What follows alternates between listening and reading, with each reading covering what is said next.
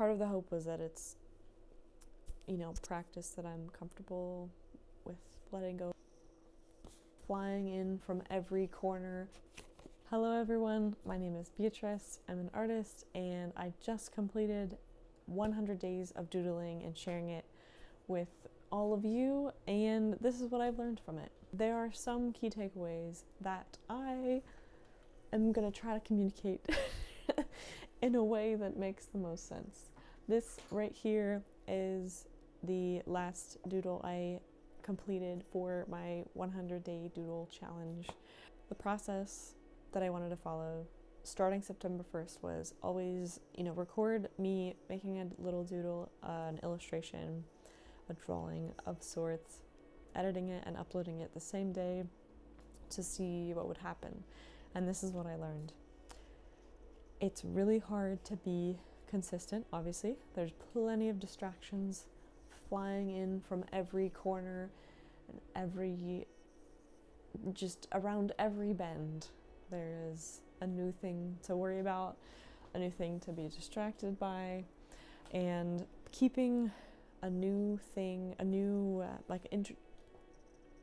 introducing a new habit or a new challenge, keeping it really short and sweet and really clear was very, very helpful for me. I've tried doing this before. I've tried doing different types of challenges or initiatives to try to learn a new skill, like learning a new language or learning how to draw better. With this specific challenge, I was prompted by a friend. Part of that made it a lot easier for me because someone else was telling me what to do. Or at least she wasn't telling me to do anything, but having that initial first accountability and also the idea of it, I clung to and stuck to. And from the beginning, I really wanted to be articulate with what I was trying to get out of it. And the one variable I didn't want to change was posting every day, no matter what. And so that was, posting a short video. On good days, I would do a little voiceover. Those were really hard to do just because it added more time. The second thing that was really helpful for me for this doodling challenge was my screen limitations. I use ScreenZen, and honestly, I probably wouldn't have done it without that app.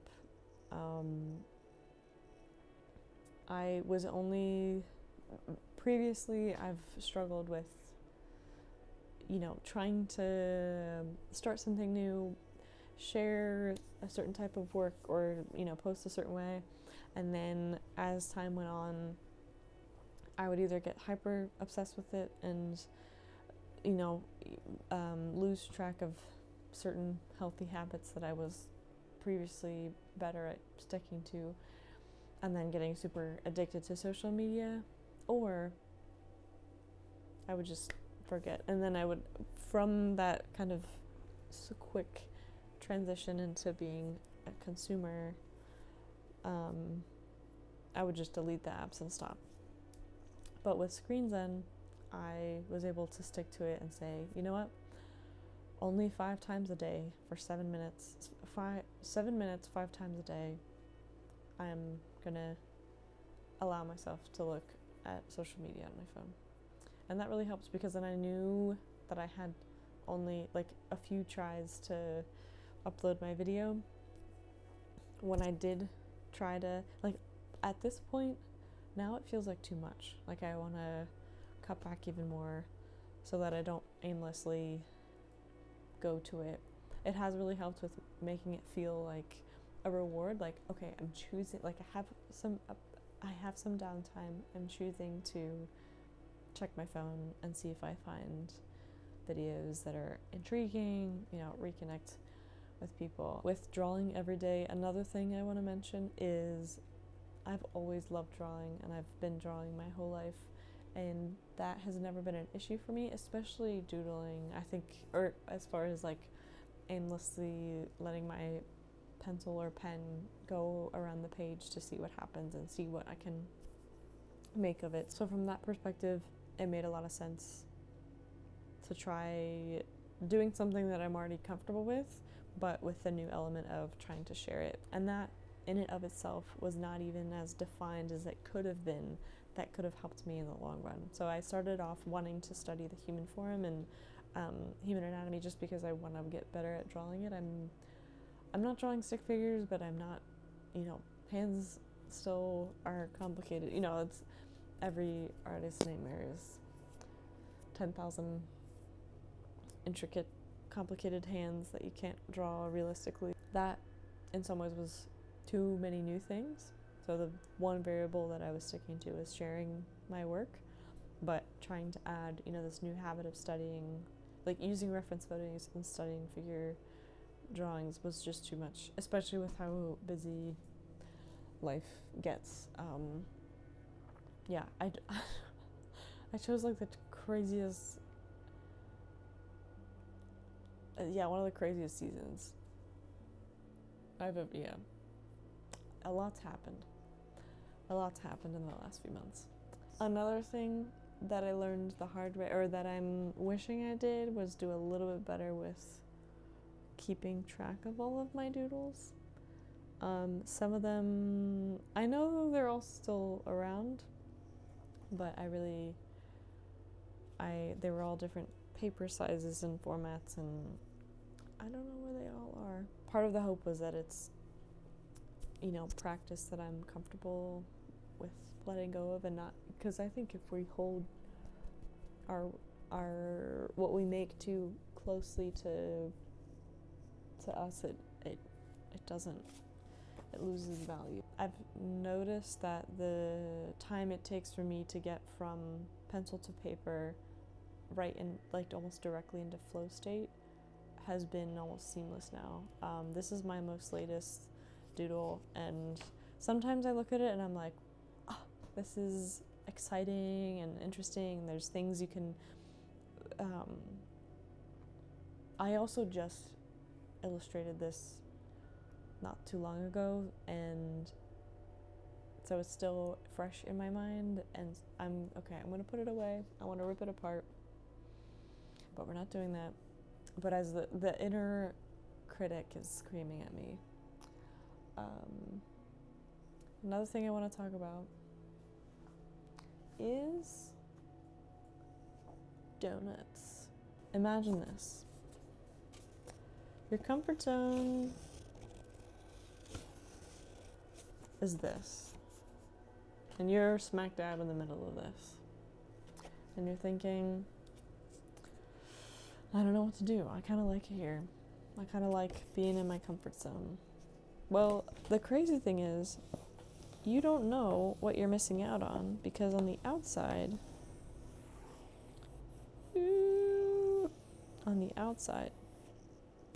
you'll find a donut.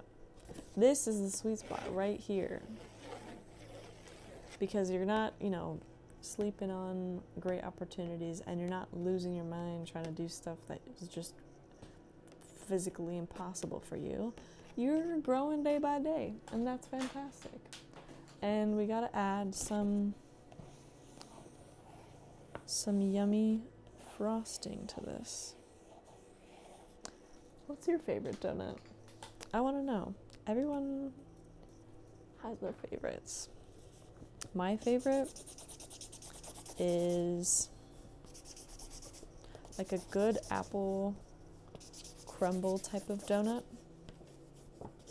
like an apple dumpling donut. Honestly, just give me an apple dumpling. Or a Boston cream. Those are really good. I cannot remember the last time I had a strawberry glazed donut, and I think they would be pretty tasty. This guy's kind of funky, but funky is good. He got a little wonky. Donkey. Does this need sprinkles? I feel like Dora. Let's draw some sprinkles. Sprinkles.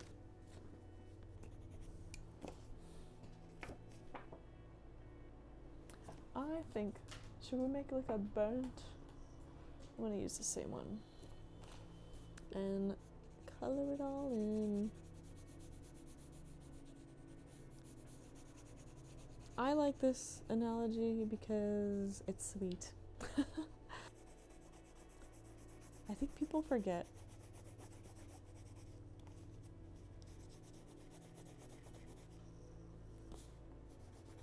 This is a strange angle to draw. Wow. Ooh. I feel like cutting this out. ¿Dónde está?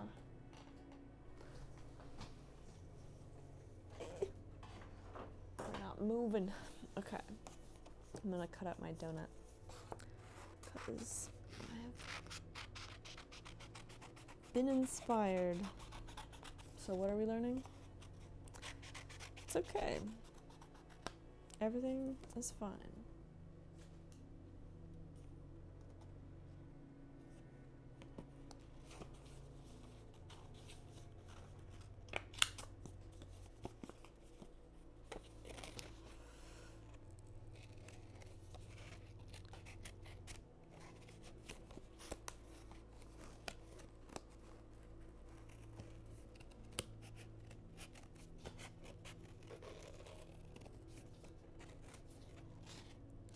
Got some funky lines going on here.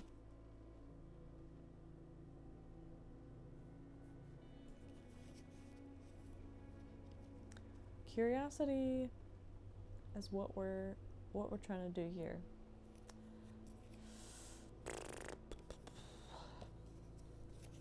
How did we get here?